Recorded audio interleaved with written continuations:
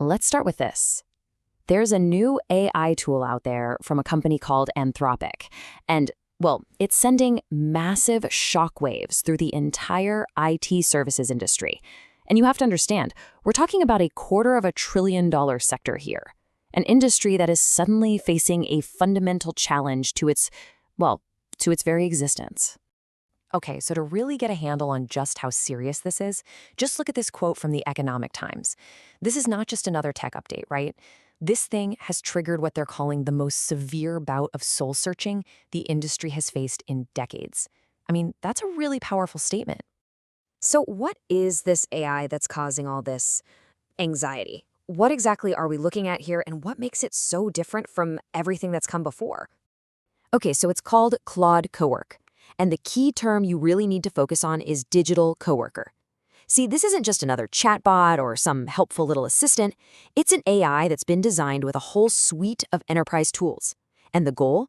To execute complex, multi-step tasks completely on its own, without a human having to supervise every single step. And what's really striking here, what's blowing people's minds, is just the sheer breadth of what it can do. We're not talking about some niche AI that does one little thing really well. No, this is designed to automate core business processes right across the board. Customer support, finance, data analytics, marketing, even legal workflows. It's aiming to be a universal do-it-all kind of tool. And this single number, this is what's keeping CEOs up at night. Some analysts are now forecasting a potential revenue drop of up to 40% for the IT services industry. That's as this kind of AI becomes more widespread. Let that sink in. 40%. That's not a dip. That's an existential threat. So when you see a number like that, the immediate question on everyone's mind is, well, it's a big one. Is this the end of the road for the traditional outsourcing model? The very model that's defined this industry for decades. The initial knee-jerk reaction, the fear, it points to this zero-sum game, right? AI wins, humans lose, the industry as we know it just vanishes. But the reality, as it so often is way more nuanced. We're not talking about a simple replacement here.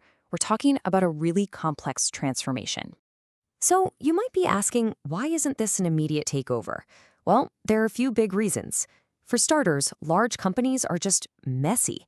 They're running on fragmented data, they've got legacy systems everywhere that an AI can't just navigate on its own. Second, these autonomous agents, they're still pretty immature.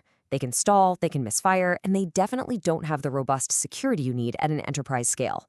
And finally, the real value here comes from orchestrating everything, making all these different systems talk to each other. And guess what? That's the core skill of these service providers. Okay, so if it's not a total, simple replacement, then what is the real disruption? What's the immediate threat that's causing all this concern? The key concept you've got to wrap your head around is this idea of effort compression. The threat isn't so much that all the jobs will just vanish overnight. It's that the amount of human effort needed to do those jobs is about to fall off a cliff. Think about it. Tasks that once took weeks might now take days. Tasks that took days, they could take just hours.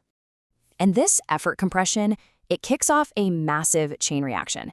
It's a domino effect, really. Step 1, AI helps get the work done way faster. Step 2, the clients, who are not stupid, they know this. And they start expecting a piece of that productivity gain. They demand lower prices.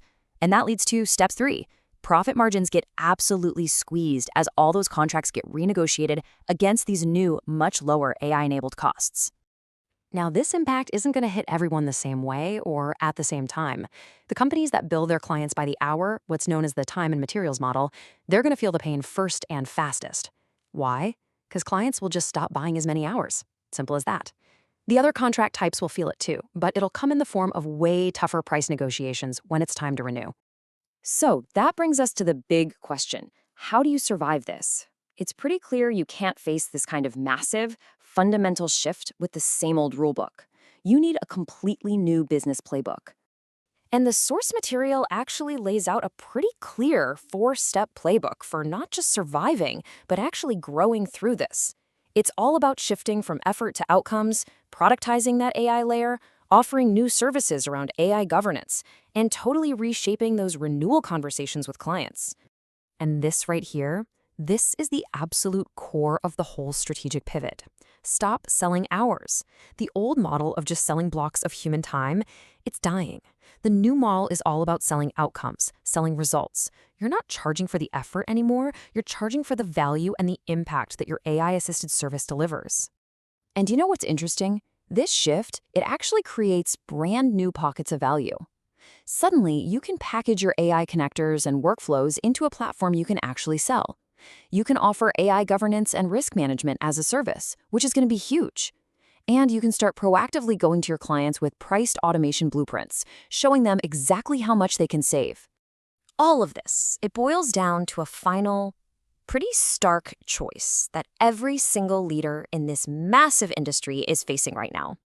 I love this quote from the article because it just cuts right to the chase. The future here, it's not going to be built by those making incremental improvements. It says it'll be built by trailblazers with the courage to cannibalize their own outdated models before someone else does it for them. Wow. So that's the choice, laid bare. Do you just improve? Use AI to make your old model a little more productive, a little more efficient? Or do you reinvent? Use AI to create a completely new business model, one based entirely on outcomes. It's pretty clear one path leads to a slow, painful decline, and the other, well, the other is survival. And that really brings us to the final thought here. Look, this story is about IT services today. But this exact same choice, it's coming for pretty much every industry out there. So the question I want to leave you with is this. In your industry, is AI just being used to get a little bit better, or is it being used to become something entirely new?